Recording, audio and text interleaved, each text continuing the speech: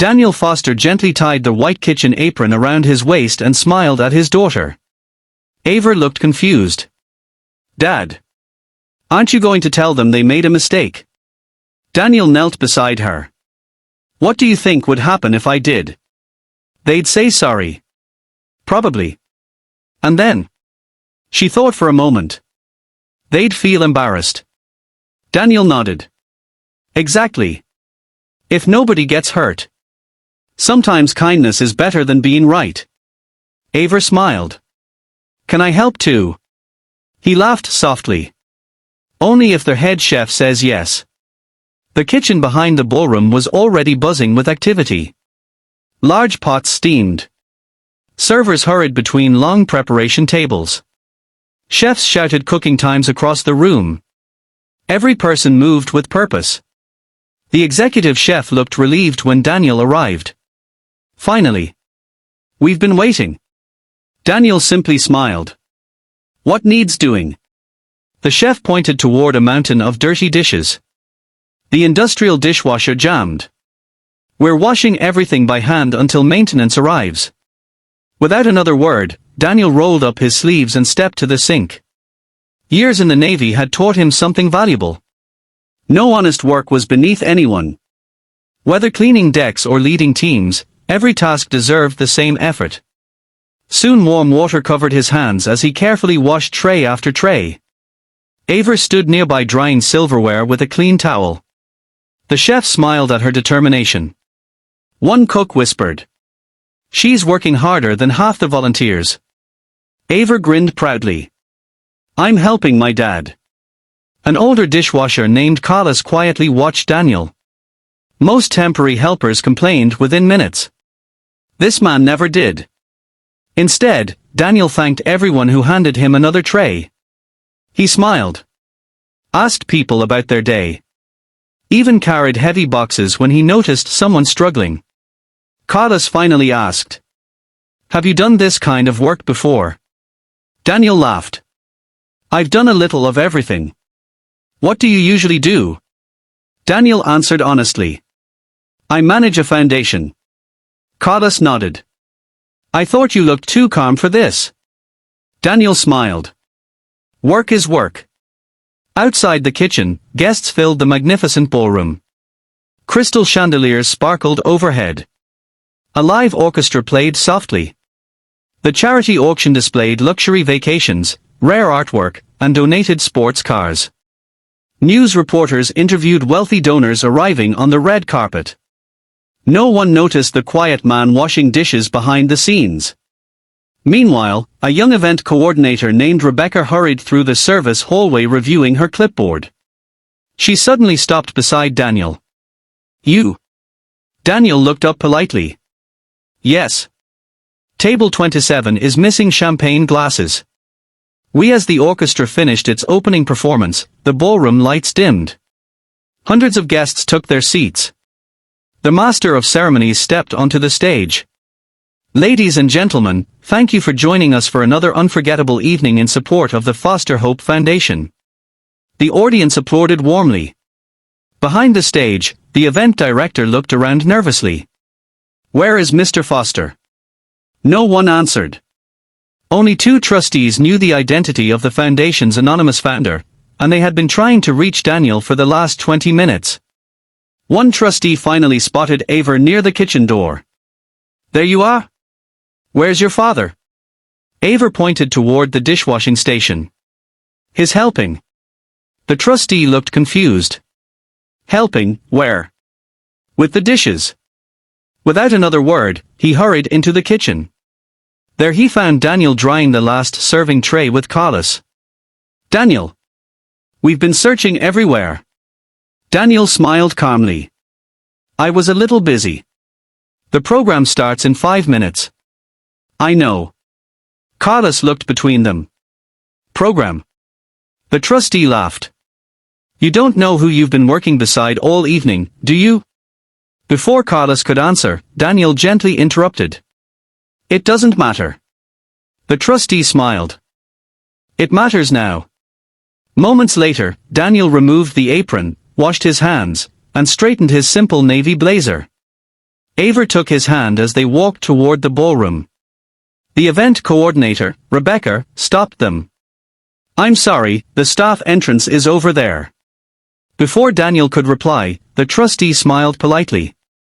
"I believe you'll want him on the stage instead." Rebecca frowned.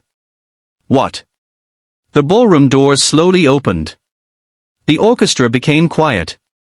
Guests looked toward the entrance. Daniel walked in holding Aver's hand.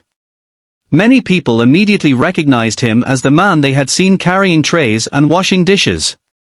Several whispered to each other in confusion. "Why is the dishwasher here?" The master of ceremonies smiled broadly. "Ladies and gentlemen, for 15 years, one extraordinary person has quietly funded this foundation without asking for recognition. He requested anonymity because he believed generosity should never be a performance.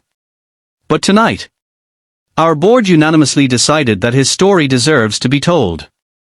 A large screen behind the stage came to life. Photographs appeared. Daniel building children's hospitals. Visiting cancer wards. Reading books to young patients. Helping families rebuild after disasters. Always without cameras. Always without publicity. The audience fell completely silent. The presenter continued. "Please welcome the founder of the Foster Hope Foundation, Mr. Daniel Foster."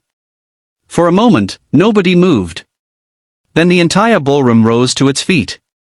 The applause lasted several minutes. Rebecca covered her mouth. Carla stared at the stage in disbelief. The businessman who had complained about employees lowered his eyes. Daniel stepped to the microphone. He looked at the crowd, then at Aver beside him. "I wasn't planning to give a speech." The audience laughed softly. "When I arrived tonight, someone handed me an apron." More laughter followed. "I could have corrected them. But I thought about something my wife used to say. She believed the best way to understand an organization was to see how it treated people who couldn't offer anything in return." The room grew quiet. "I met wonderful chefs. Kind volunteers. People who worked incredibly hard behind the scenes." He smiled toward Carlos. "They reminded me that no job is small." Then his expression softened. "But I also heard jokes. I saw people ignored. I watched hardworking staff treated as though they were invisible. No names were mentioned. No one was embarrassed publicly. Yet everyone understood." Daniel continued. "The measure of a person's character isn't how they treat important people. It's how they treat those they believe have no power." Silence filled the ballroom. Rebecca slowly wiped away tears. After the speech, she approached Daniel privately. "I owe you an apology. I judged you before I knew anything about you." Daniel smiled kindly. "You were under pressure. But thank you for saying that." Carlos walked over next. "I've washed dishes here for 12 years. No guest has ever asked my name. You were the first." Daniel shook his hand warmly. "I'm glad we met." The following month, Daniel introduced several new policies for every foundation event. Kitchen staff, cleaners, servers, and security officers would attend the closing celebration alongside donors. Every employee would receive the same meal as the guests. Every volunteer would be personally thanked by name. And once each year, board members and executives would spend an evening working alongside the service staff. Not as a publicity event. As a reminder. The changes transformed the foundation's culture.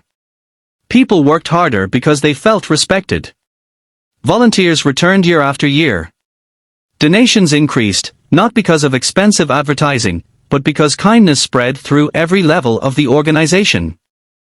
One evening, as Daniel and Aver drove home in their old sedan, she looked out the window thoughtfully. "Dad." "Yes." "Were you upset when they made you wash dishes?" Daniel smiled. "Not at all." "Why?" "Because washing dishes wasn't the problem." "What was?" He glanced at her. "The problem is when people think someone deserves less respect because of the work they do. Aver nodded slowly. When I grow up, I'm going to thank everyone. The cleaners. The cooks. The security guards. Everyone. Daniel smiled proudly. Then I'll know I raised you well. Years later, people still remembered the gala where a single father had been mistaken for kitchen staff and asked to wash dishes. Many remembered the standing ovation. Many remembered the surprise. But those who truly understood the story remembered something far more important. The wealthiest man in the room never revealed who he was to demand respect.